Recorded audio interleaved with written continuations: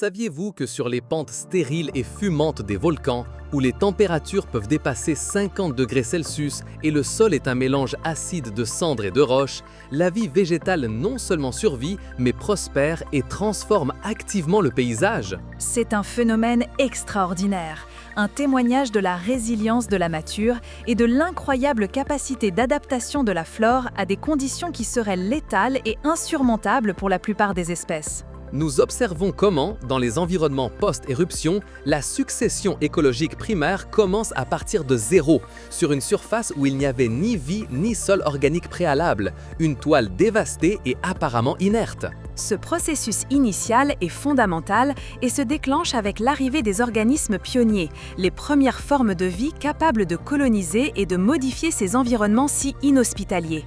Les cyanobactéries, par exemple, sont parmi les premiers colonisateurs microscopiques qui s'installent sur les roches volcaniques, formant des biofilms capables de fixer l'azote atmosphérique.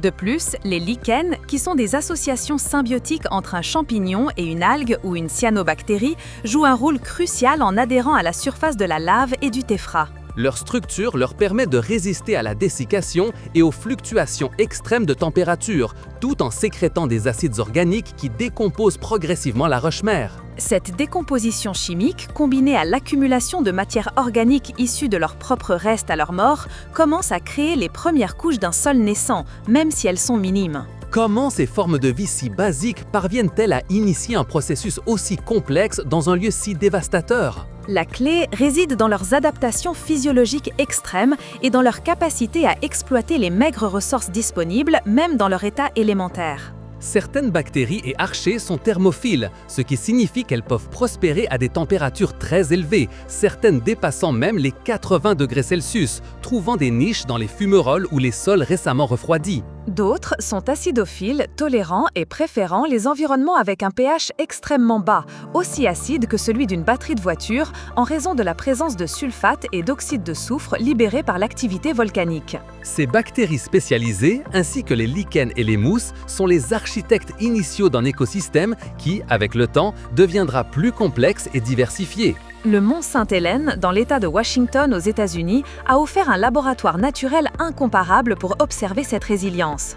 Dans les zones complètement dévastées, où il ne restait que des cendres et des roches, les lupins, une espèce de plante herbacée, ont été parmi les premiers à s'établir grâce à leur capacité à fixer l'azote dans leurs racines, enrichissant le sol. Étonnamment, les géomyides, de petits rongeurs qui ont survécu sous terre dans leur terrier, ont aidé à la récupération en remuant le sol et en remontant des graines à la surface.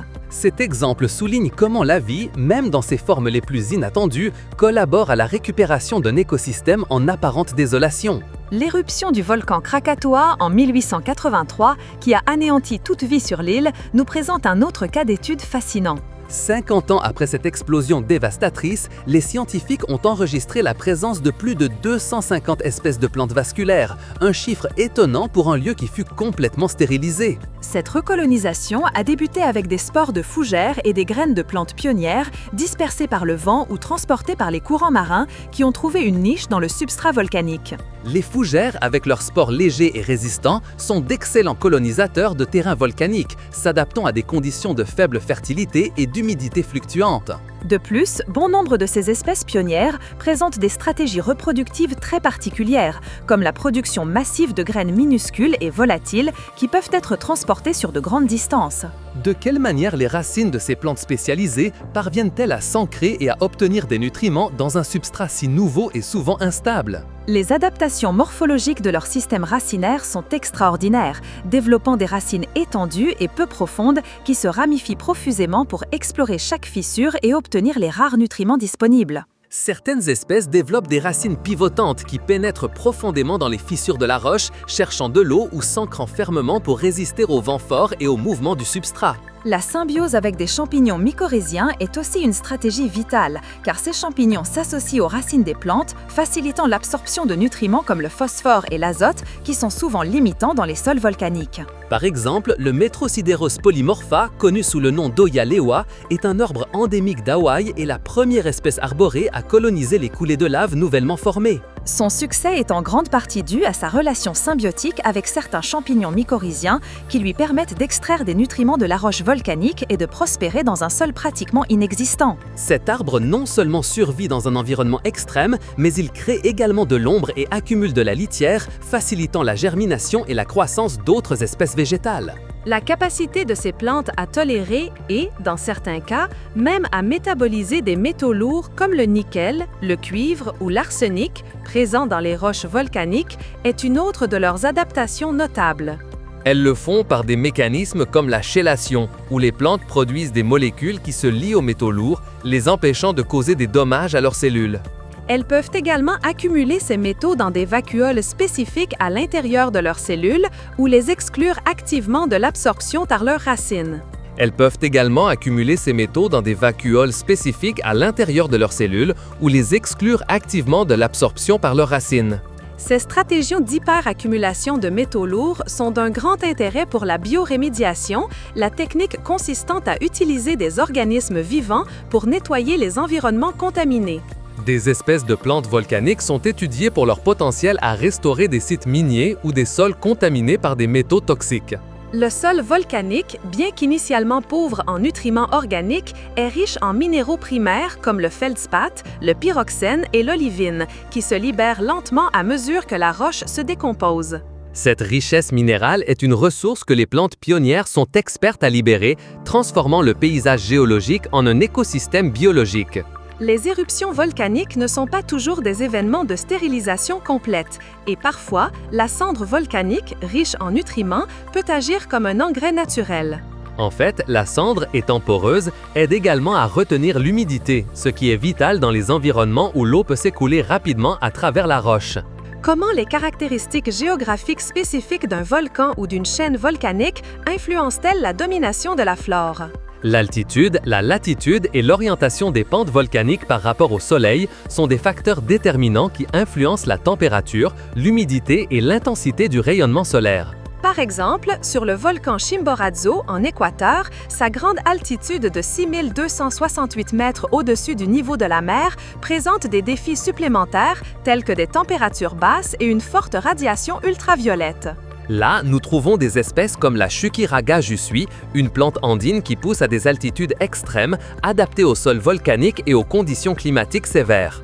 Cette plante possède de petites feuilles pileuses pour réduire la perte d'eau et se protéger du rayonnement, démontrant une adaptation morphologique clé. Aux îles Galapagos, qui sont d'origine volcanique récente, la colonisation de la flore a été un processus continu et fascinant pour les scientifiques. Des espèces de cactus, comme l'opuntia, avec leurs tiges succulentes pour stocker l'eau, sont un exemple de la façon dont la flore domine les coulées de lave sèches et arides. La biodiversité dans ces îles volcaniques s'est développée grâce à des événements de colonisation sporadiques suivis de longues périodes d'isolement, ce qui a conduit à la spéciation et à des formes de vie uniques. Le volcan Paricutin, au Mexique, qui a surgi dans un champ de maïs en 1943, a offert une opportunité unique d'observer la succession, primaire, dès le début à l'échelle de temps humaine. À peine quelques décennies après sa formation, le volcan était déjà couvert par une végétation pionnière de graminées et d'arbustes qui a progressivement laissé place à des espèces plus complexes. La science derrière cette domination ne se concentre pas seulement sur les plantes et les micro-organismes, mais aussi sur la manière dont ces interactions créent un écosystème plus robuste et résilient. Les réseaux trophiques commencent à s'établir avec l'apparition d'herbivores et de décomposeurs, recyclant efficacement la matière organique et les nutriments. Le cycle de l'eau est affecté positivement car la végétation réduit le ruissellement de surface et augmente l'infiltration de l'eau dans le sol. Cette rétention d'eau est cruciale pour la survie des plantes dans ces environnements où les précipitations peuvent être irrégulières et la perméabilité du sol élevée. De plus, la biomasse végétale accumulée forme une couche protectrice qui isole le sol des fluctuations extrêmes de température entre le jour et la nuit. Cette couche prévient également l'érosion du sol par le vent et l'eau, un problème courant dans les paysages volcaniques nouvellement formés et sans végétation. La diversité des espèces est un facteur important dans la capacité de la flore à dominer ces environnements.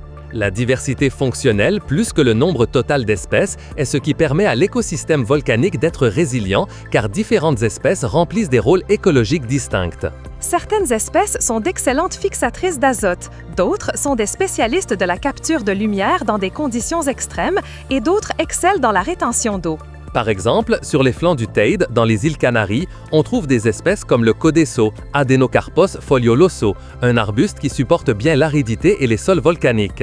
Sa présence aide à stabiliser les pentes et à fournir un habitat à d'autres espèces qui s'établiront plus tard. Les forêts de Larisilvé, bien que non directement volcaniques, ont évolué sur des îles d'origine volcanique en Macaronésie, s'adaptant aux sols riches en minéraux volcaniques.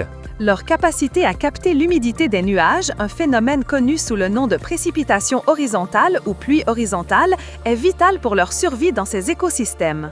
L'observation de la flore dans les environnements volcaniques nous enseigne de précieuses leçons sur la capacité de la vie à s'adapter et à coloniser les environnements les plus difficiles de la planète. Ces leçons sont applicables à la restauration d'écosystèmes dégradés par l'activité humaine ou les catastrophes naturelles, offrant des modèles pour la réhabilitation des terres.